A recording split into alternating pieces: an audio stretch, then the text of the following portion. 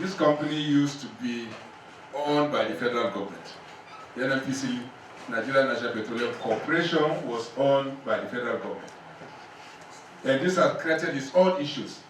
Ownership of dividends, how NNPC spends money, and so on and so forth. It has been a big conflict for SLSs who have been governors before, will know that this has been a conflict between the federating unit, the subnationals, and the federal government. And happily, the Petroleum Industry Act has resolved that dispute. It said that NNPC now belongs to the federating unit. It belongs to the federation. So it has solved that difficulty. And it went ahead to provide a framework of this company must pay taxes and royalties like any other company. And it also must declare dividend like every Kama company does, and that those dividends will now be shared by the federating units as benefit from business that they are running. And this has worked well. And we have seen the value of this, Excellencies. I have some slides, I'll leave it behind for you. Let me just know that I can save Chairman's time. I have some slides I can share with you. The benefit of this is that this company was running at a loss of 803 billion naira in 2018. And today, by 2021, our audited accounts, which are very public, we have made profit of 687 billion naira. Substantial progress. Through our history, we have always lost money. And that's why NNPC doesn't publish its statement account.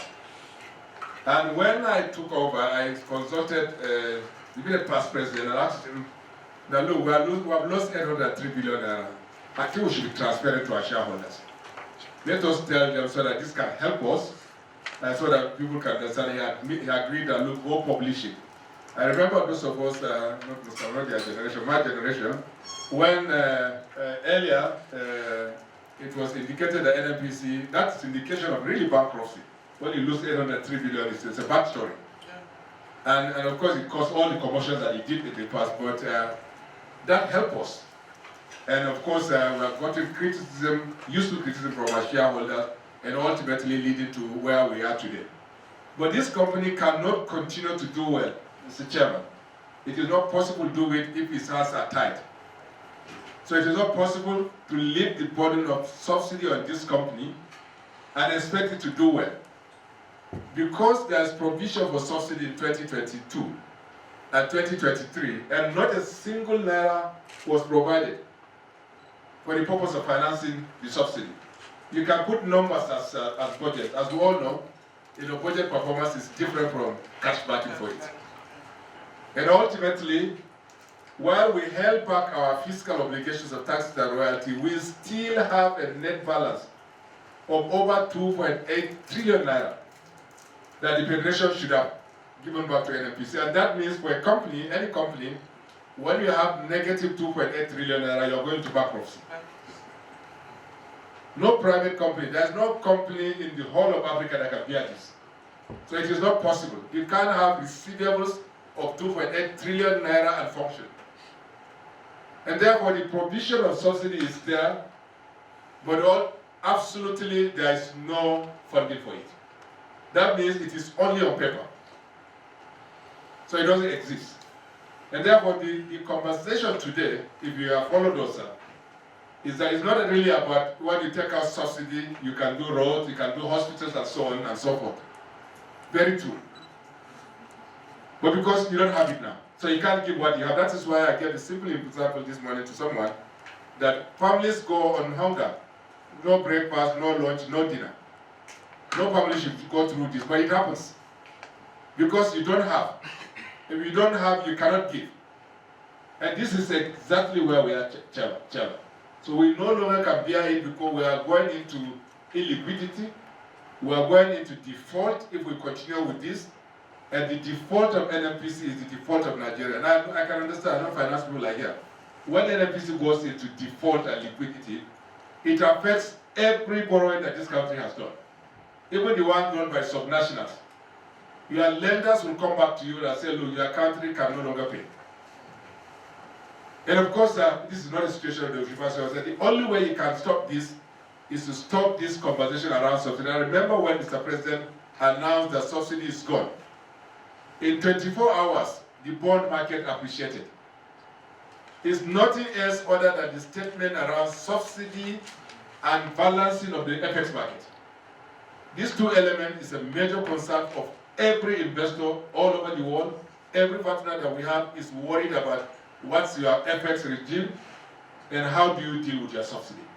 Because they know that this subsidy constitutes huge amount of money and it will not be, the country may not be able to survive and pay its debt. So it's very clear that everybody understands this. Imagine, before today, the average subsidy level is 400 billion naira every month. Just imagine. That means every month you can do one major capital project from money that you do not have. This is really what it means. There's nothing anyone can do. This is what it means. Now, there's this common argument that, the masses will suffer, that we're going to have problem with the masses, and so on and so forth. I agree that once you increase price of disproportion as it has happened, you will have impact on taxation. Impact on inflation. No doubt about it. But it's very typical also. It goes up and it comes down. The market determines what happens next. But you can only do this. Even the inflation in very many countries, Excellency, it goes up when you have the economic indices becoming difficult. It may not just be about subsidy. Many countries do this. There are very many other factors that can make inflation to go up. But with those, prices go up. And you have to deal with it, you have to live with it, you have to contain your consumption, you have to increase your productivity so that you can change that balance. That's why always you have this conversation around GDP growth and so on and so forth. That happens. And Mr. President's target is to have GDP of 7%. So you can't have this if you have this distortion in your demand and consumption patterns. Very many of us here, and with very few exceptions of people in this room, each one of us has at least 2 cars in his house. And for very many of us, more than this, including myself. And of course, all of us, the elite class, including me, I'm not excluding myself, Excellency, that were the ones with the SUVs, 2, 3, 4, even our families do. And when you buy fuel of 100 liters in an SUV, you are literally subsidizing each liter with 300 naira for all of us. Just imagine what happens, when you can actually preserve that. And of course, I'm also going to share some data with you. Even the consumption itself is clearly skewed through locations or states where the level of economic activity is higher than the others. It's very understandable, because that's where people can afford cars: Abuja, Lagos, Kano, Port Harcourt, and Kano. So over 48% of the total fuel that is distributed, it is always coming from states where economic activities are higher. That means it's those who have that are being subsidized. This is the reality. That's why we say earlier, we don't mean that there's no poor people in Abuja. They are there. They exist. They are there. They may be the receiving end, but largely we are subsidizing those of us who can actually afford it. And of course, the collateral cost is that no infrastructure, no hospital, everything that you can imagine. And ultimately, today we are in a different situation. We are in a situation where we can't afford it anymore.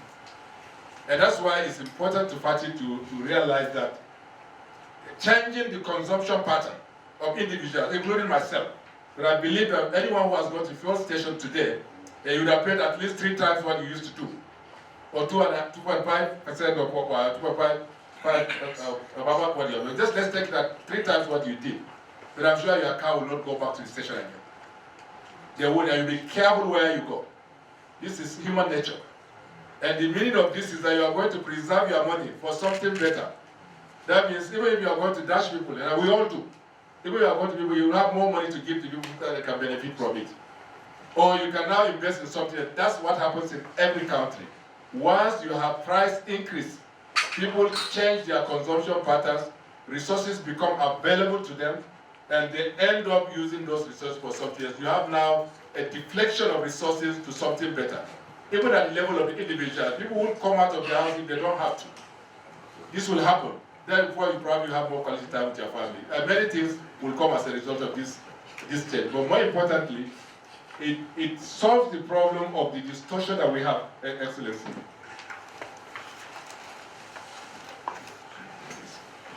It helps the problem of distortion that we have in our country today around the consumption of petroleum motor spirit. And I know this is a very bold and courageous action taken by government. No doubt it will come with its challenges.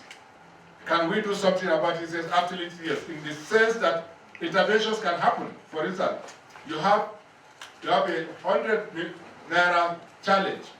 If you can save the 100 naira, you can actually do 10 naira of support. This perhaps that is what you can do. And by the way, it's not just for the APC, it is also very clear that every presidential candidate during the last election campaign have said that we must take out subsidy. Anybody said it's fraud. Everybody has said that there's something wrong with this. And I've said it over and over, and I can be quoted, sir, without missing words, sir. Excellency, you cannot stop fraud around subsidy. Whenever you have a bit rate, you can't stop it. Let me give you an example, sir. When you take a truck of PMS, 60,000 liters, from Lagos into Maiduguri, legitimately, what you make is about 300,000 naira. If that's 300,000 naira margin that you are expected to service the station, pay your workers, pay for fuel in the fuel station. We all know that it's not possible. 300,000 naira is impossible for you to meet this. Now, when you take the same fuel across your border, you make 12 to 17 million naira as value. I don't see how anyone can stop this. It is impossible. You have 4,500 kilometers of land border. And without missing words, we all know at the border states, everyone that was now, I'm sure you all know, anywhere you have a border state, my state, my elder brothers here, the distributor, you know this, Jibia, Ilaro, everywhere that you can think of. They are perfect example of disconnect. In Ilaro, you have 300 fuel stations from kilometer 10 into Ilaro. I don't think Ilaro needs more than 2 fuel stations. 300. Yes. Jibia, you have at least 120 stations from kilometer 10 to Jibia. I don't know if anyone is from Katsina State here. I don't think you need more than 1 fuel station in Jibia. In my state, with all the Boko Haram that we have seen, with all the challenges that we have, some of the towns are no longer existing. But yet, you will see filling stations are existing. They are surviving. Because it's arbitrary environment. And this is true everywhere. Now come to the marine when we talk about fraud. And I've said that what we have done, we are open to a forensic audit of what we did. But I can tell you also, audits don't prove anything. And you can stop nothing. For instance, when you bring in a cargo of PMS, and you are able to pay your way through, let's call it what it is. You pay your way through everybody. That means over 13 agencies of government, all kinds of people that you can think of. From the NMPC people, the regulator, everyone in the value chain, MPA, everybody. I can tell you when you take this product back and bring it back and sell to NMPC or anybody under the subsidy regime, you will make at least $10 million. I don't know how anyone can contend this. How you will not compromise everybody with an arbitrage of $10 million. So you can't stop round tripping. No legislation will stop it. No control will stop it. The only thing that can stop it is to take up the arbitrage. And when you do, then you will not be talking about fraud. Well, as long as we have that structure, fraud will be there. And I can only speak about myself. I don't participate. But that's not enough. That's not leadership. It also means that you have a problem, you have to solve it, there must be a solution. It's not technology, it's not engagement, it's not control, it's not military, it's not bringing SS and so on and so forth. That do the ultimate solution, which will resolve this, which is to take out the subject. That's why we are advocated for it over and over until we go to where we are today, that we can no longer afford it. I know this is a 40-year conversation. I'm aware even also that the military have tinkered with it, have toyed with it. When these realities come, this same market situation that we are facing today is what makes every government to face it. But they were never faced with the situation that we found ourselves today, because today we can't afford it. So it's impossible to proceed with this. And it's impossible to continue to do this, and if you don't take this out, you have the dislocation in our total economic system. And of course, you can see a lot of things, people talking out there, pain to everyone. I agree completely. There are pains to everyone, but I also know, yes, I'm a technocrat, but I have relationship with politicians. I know what happens. I'm an insider. And with all respect, I can't even call myself, I'm not a politician. In the sense of what's politics really, engagement and dealing with others. And I do deeply know that some of these protests and conversations you are seeing out there, many of them are sponsored. So this is the party's call, Mr. Chairman. It is your beat. It's my job to explain what it is. We will fight it. Because it's no longer a matter of fight, you have no option. You can't turn back. Because when you turn back, you will go back to the story I've given you about families who don't have food and they live with the hunger. And that's where we are. So you can't give what we have, what you don't have. And essentially, Mr. Chairman, this is where we are. And I'm happy to be here. I have some documentation that is available to you. I will share it with you, but the key reality is that we have supply today, so there's no panic around supply. Supply is there. It is very, very understandable. When you make such an announcement, you should expect that people will take advantage of it.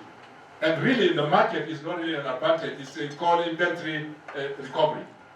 If you don't allow them to sell all stock at the new price, I think I tried to explain this on the television this morning. If you don't allow them to sell at the new price, they will not be able to go back to the market. They can't buy again. So this is normal. So we deliberately sold this and we allow the volumes to come into the market so that they can come back. Otherwise, the market will die completely. And this is very typical. For consumers, it's a very, very short-term thing. It's typical, we have seen this over and over again. Once there's any indication of pricing, people rush to the fuel station, they'll buy at the cheap price. But not knowing that it just takes you as long as you have tax speed. Then it will go away. This is also understandable. That means once they come into fuel stations, yeah, they'll not kill this money. It will go away because they won't come back.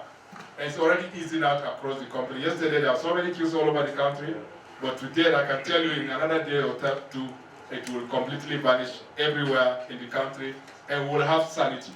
But we need your help. This is your mandate. And for our countrymen to understand that this serves their best interest, because you can't give what you don't have. If you do, if we insist on maintaining this subsidy regime, there will be no fuel in the fuel stations. We will not be able to provide.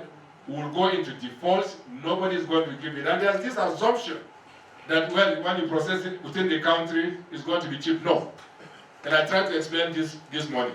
The only thing domestic refining does for you, and the most principal thing it does for you, is that it brings the products close to you. Availability and security of supply. Of course, it does create some other benefits, employment, taxes, and so on.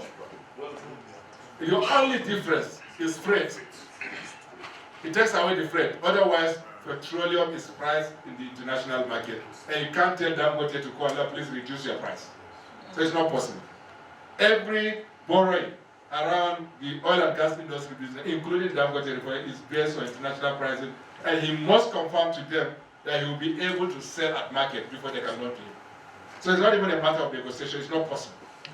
That means that, local refining is good, it creates its own value, it creates some significant, but definitely not profound change to the pricing of petroleum. It won't. And therefore, this is a really an opportunity moment. We can't even turn back. In the past, governments have turned back because they have an alternative. Because the resources are there. Today, the resources are not there and can no longer be afforded. And of course, I'm confirming to all that there's supply in the country. We have a line of sight until the private sector is able to come in. They will come in. Because once there's alignment of the FX regime, there's a single window of market. The President has promised that it's going to execute. We had several engagements, both in level and in the last 2-3 days. That it is very obvious that we're going to have a single FX market. Once that happens, it will be very natural, like you have in AGO. Today, NLPC contributes only about 20% of total AGO imports into the country. We only intervene what is necessary. because the markets just find it, because they can price it appropriately at the parallel market rate, and they bring this product into this country, they sell and recover their money, they go to zone 4 to collect their effects. That's what happens. That's the reality that we are dealing with. And that's why you are saying that they can do, because when you allow that liberalization to happen, it means that people will fight for the expense. And of course, volume will come down. Let me confirm this, Mr. Chairman. It will come down by at least 30% in current level. And I'm sure that's why you're seeing the cars not coming back to the fuel station. It will come back by at least 30% of the volume that we are seeing. And that means reduction of FX exposure for our country by at least 30%. It will harmonize the market across our border. I have a document that shows you the price. Can you just scroll? There's simply nowhere, not here.